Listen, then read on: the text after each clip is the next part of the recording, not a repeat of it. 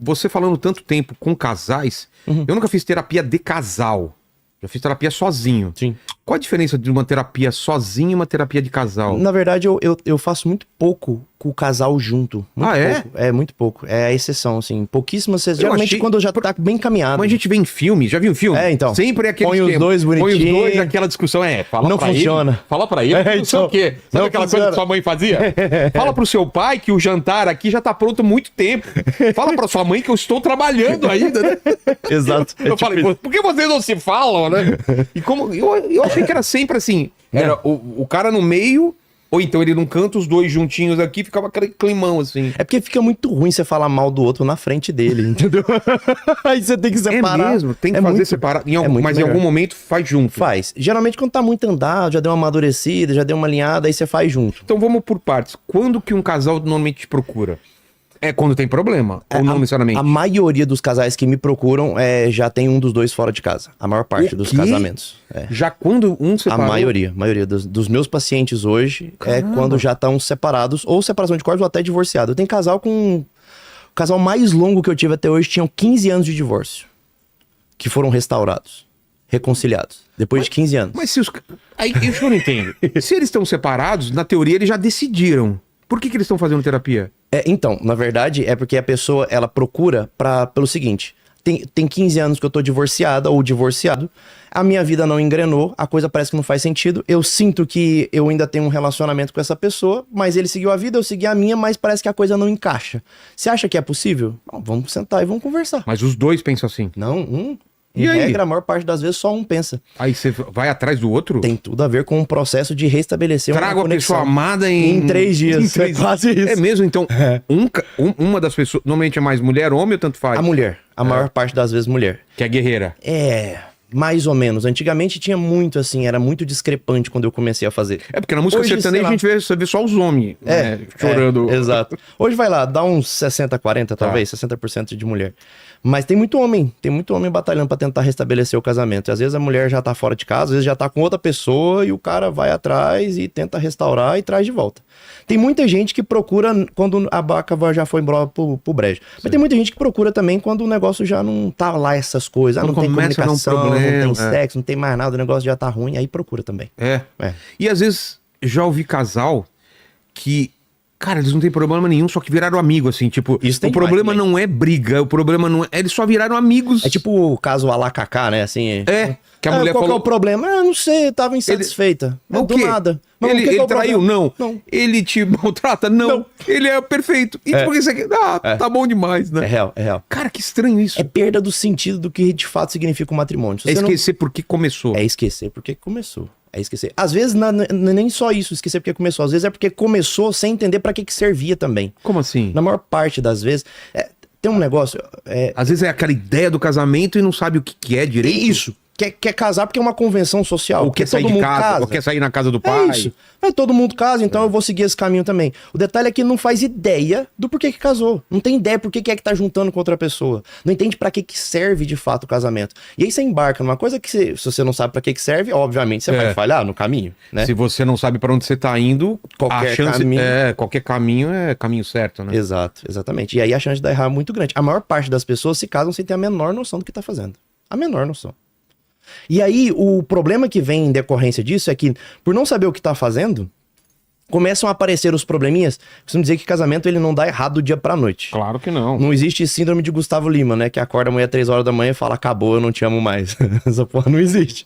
O que na verdade existe é que a coisa... Eles vão se afastando, vão mal alimentando aquele casamento, a coisa vai se desconstruindo e chega num ponto onde eles não têm mais comunicação, não tem mais sexo, não tem mais nada. Ou se tornam amigos, ou começam as traições. As traições podem ser desde mentira, traição financeira, que é a mais comum. Disparadamente a mais comum, a principal causa de divórcio no Brasil hoje é a traição financeira. O que é traição financeira? Quando você começa a esconder dinheiro um do outro, você começa a mentir de dinheiro, começa, fazer negócio fora. Essa é a principal causa de divórcio do país. Ou é aberto tudo ou não. Eu acho que um relacionamento você tem que abrir tudo, né? É isso. Essa é a principal causa de divórcio. Tomar o dinheiro, quebrei, não quebrei, porque tem cara também que esconde, né? Que tá quebrado, né? Demais. Acontece muito. E depois as traições sexuais, que é a segunda principal causa de divórcio. Não é a primeira? Não, a primeira é a traição financeira. Caramba. A principal causa de divórcio no Brasil é a traição financeira. Aí um outro descobre e fica puto. Fica puto e fala, não quero mais. Ou a traição financeira ou a quebra financeira. O cara quebra ou a mulher quer seguir a vida dela. Por que acontece a traição financeira? É falta de confiança? Todas as traições acontecem pelo mesmo motivo. É sempre um movimento do egoísmo. É sempre querer fazer do seu jeito sem entender, no fim das contas, que o casamento serviria para que o outro modulasse para que você não fizesse de qualquer jeito. No fim das contas, a ideia de ter alguém na sua frente, seja um esposo, seja uma esposa, é te impedir de ser um grande babaca e colocar os pés pelas mãos. Ele coloca uma barreira a mais um filtro pra te evitar fazer merda da tua vida. Concordo. A ideia final seria mais ou menos essa. Relacionamento é isso, é você deixar de comprar briga por qualquer coisa e ser um babaca. Exatamente. E aí o que acontece é que as pessoas começam a falar, olha, já tá ficando um saco isso, eu quero fazer do meu jeito, no meu tempo, quero ser egoísta, que o egoísmo é o grande veneno do matrimônio, porque é o grande veneno do estado amoroso, do que é de fato o amor. E aí as pessoas acabam abrindo mão disso e aí a vaca vai pro brejo. Aí as traições começam a aparecer. E aí podem ser de vários tipos. Mentira, ela é geralmente o primeiro sinal físico da questão toda. Porque a mentira nada mais é do que eu vou tentar evitar o conflito, né? Então eu começo a mentir. Porque eu não tô disposto, sinceramente, ou a convencer o outro, ou a tentar dialogar o outro para chegarmos num meio termo. Numa coisa que faça sentido para todo mundo. Não quer consertar as coisas. Eu não quero. Eu simplesmente quero fazer do meu jeito. Só que o outro é uma barreira física para eu fazer do meu jeito. Então eu minto. Simplesmente escondo. E aí vida que segue. No fundo, isso só demonstra uma situação que a gente vive na nossa sociedade hoje, né? O casamento ele é um reflexo disso. As pessoas estão vivendo um mundo cada vez mais egoísta, que ninguém quer dar de fato muita moral pro outro, não quer ficar dando satisfação. A gente quer uma vida narcisista também, né? Voltada para o próprio umbigo, né? É um pensamento narcisista. A frase que eu mais escuto no consultório, de quando um homem sai de casa, uma mulher sai de casa, ou quando acontecem as traições, a frase que eu mais escuto disparadamente é: eu mereço ser feliz, eu preciso me amar. É engraçado porque parece que num primeiro momento a frase de cura para quem tá sendo traído, ou para quem recebe uma mentira, ou traído financeiramente, sexualmente, etc. A primeira frase que a maior parte das pessoas também fala para essas pessoas é: você merece ser feliz, você merece se amar mais, eu acho que você tem que de fato deixar aí. Ou seja, no fundo, não faz nenhum sentido. Não. A pessoa que errou, erra sob essa premissa de se amar mais e ser feliz, e a pessoa que tá do outro lado, que talvez deveria ser aquela pessoa... Deveria é uma palavra ruim, mas talvez seja aquela pessoa que poderia ajudar aquele que tá tentando sair, aquele que tá tentando fazer errado. Poderia cooperar para ajudar ele de alguma maneira, acaba não ajudando. Porque ela vai ser também movida pelo mesmo pensamento egoísta, hedonista: eu mereço me amar, eu mereço ser feliz e ir adiante. O maior erro, talvez, esteja em entender, de novo, quando eu falei, o conceito de casamento tá errado. E o conceito de amor também tá errado, o conceito de felicidade tá errado. Se a gente se perde nesses conceitos, não tem como a vida fazer algum sentido. Então, lá, qual que é o conceito de felicidade? Essa é uma dessas perguntas difíceis da gente responder, né? Antes de eu responder esse negócio, uma vez eu li um comentário de um cara que chama Ortega y Gasset, um filósofo espanhol. E ele fala assim que as únicas ideias que valem de fato são as ideias dos náufragos. As ideias dos náufragos, ele fala o seguinte: a maior parte de nós vive como se as nossas ideias, sem pensar a fundo no que a gente tem de ideia de verdade. A gente não raciocinou naquilo, a gente não colocou aquilo à prova. Alguém falou aquilo na infância, na adolescência, você escutou teu pai falando, e você pega aquele conceito como verdade e vive de forma meio que anestesiada. Você não tá raciocinando sobre a questão. E ele vai falar o seguinte: a gente acha que a gente se encontrou, a gente acha que a gente tá estável no mundo, mas na verdade a gente tá completamente perdido.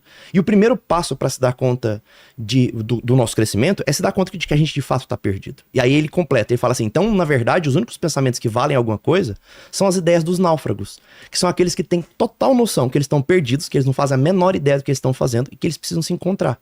Porque ele vai pegar todas as verdades e colocar à prova se aquilo realmente faz sentido ou não faz sentido. Nesse sentido, felicidade é um desses conceitos que eu já busquei muita resposta. E algumas pessoas falam assim: felicidade é estar alegre. Isso é felicidade? Caramba, eu atendi como psiquiatra há muitos anos, né? Fui buscar muita gente na Cracolândia, por exemplo. E o cara fumando uma pedra de crack, ele vai falar pra você que ele tá muito alegre, que ele tá feliz, inclusive. Então não me parece que seja exatamente isso. Não é um conceito de dar risada. Instagram hoje é uma vitrine de quem é feliz, né? O cara tá lá na lancha, tá lá curtindo a vida. Aliás, todo mundo tá feliz no Instagram, né? Todo mundo tá feliz no Instagram, né? E o cara incrível. Tá lá curtindo horrores e a vida tá maravilhosa, aquela coisa e tudo. Pois é, esses pacientes, essas pessoas, em regra, eles vão parar no meu consultório. eu atendo uma quantidade muito grande de pessoas com alto padrão aquisitivo. Vamos falar assim.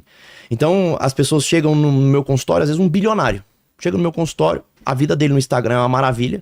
E chega e fala assim, a minha vida é uma porcaria, eu sou absolutamente infeliz, eu não sei o que fazer dela. E se eu não mudar o que eu tô vivendo hoje, eu vou acabar me matando. Então, a felicidade não me parece que esteja relacionada com dinheiro, não me parece que esteja relacionado com absolutamente essas coisas... Materiais. Tem um estudo muito interessante de Harvard, que foi o estudo mais longo realizado pela universidade, durou 75 anos.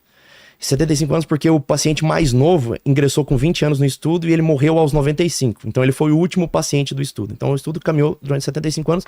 Eu não me lembro a quantidade de pacientes, mas era uma quantidade grande de pacientes que participavam no estudo. E a ideia era encontrar o que de fato fazia chegar ao final da vida com sentido e felicidade.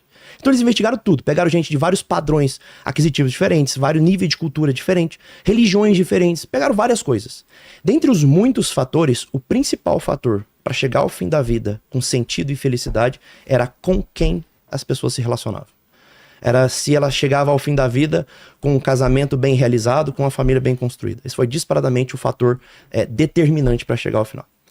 Pensando nisso, me parece que talvez o conceito de felicidade esteja muito mais próximo dentro das premissas religiosas do que dentro das premissas filosóficas. Porque a religião fala muito mais sobre isso do que a filosofia propriamente dita. Verdade. E entendendo isso, eu escutei uma vez de um amigo, ele disse o seguinte: felicidade me parece ser estar no lugar certo, fazendo a coisa certa se a morte te encontrasse. É um estado transitório, em que você sente que você está fazendo a coisa certa, estando no lugar certo. E se a morte te encontrasse agora, estaria tudo bem? Talvez seja isso, felicidade. Não é uma coisa que dure, né? Do ponto de vista religioso, inclusive, cristão, a felicidade, nesse mundo a gente não vai ter ela plena, vai ter só na eternidade. Mas a gente consegue experimentá-la um pouco. Você é pai. Então quando você olha a primeira vez que você olhou dentro dos olhos do seu filho, você sentiu felicidade. Isso era felicidade, né? E não era aquela coisa eufórica, incrível. Não, era uma coisa assim... Plena. Te dava vontade de permanência. Talvez a felicidade seja isso. Uma vontade de querer que as coisas durem. Por isso que ela será completa só na eternidade. Que é pra durar pra sempre só na eternidade mesmo.